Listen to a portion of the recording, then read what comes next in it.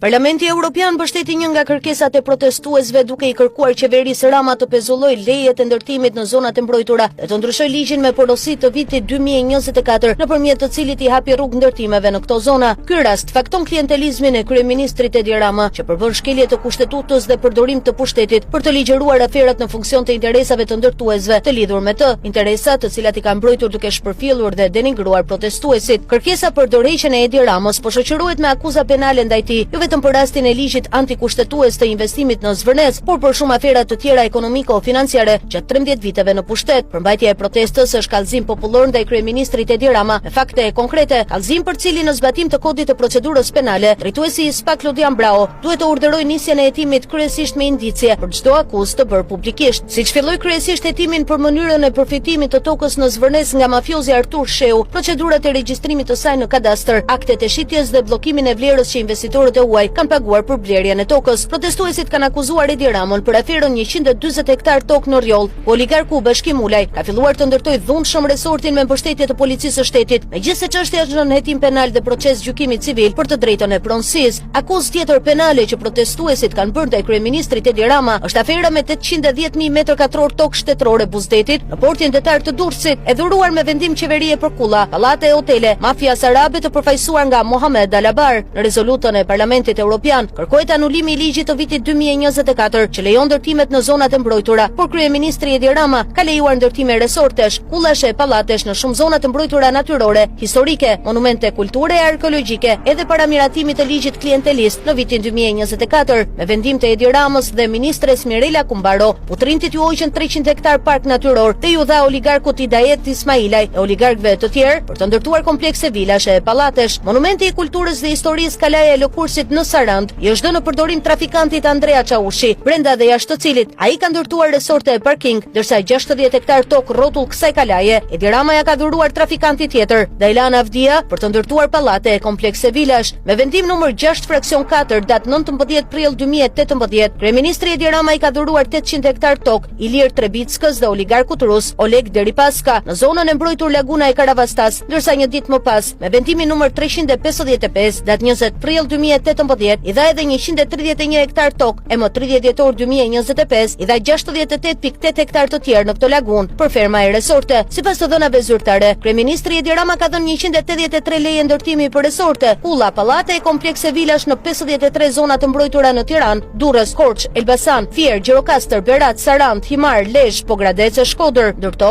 ka dhënë leje ndërtimi për pallate Buzliqenit në Tushemisht, dhëndrit Sali Berishës Jamarbër Maltezi, dhe urtakut të tij Fatmir Bektashi, ndërsa ndërtuesit Arben Muçobega, lavatriçes Mirela Kumbaros, i ka dhënë leje për resorte dhe vila në zonën e mbrojtur bregdetare Gjiri i Llamanit në Porto Palermo, e tjerë.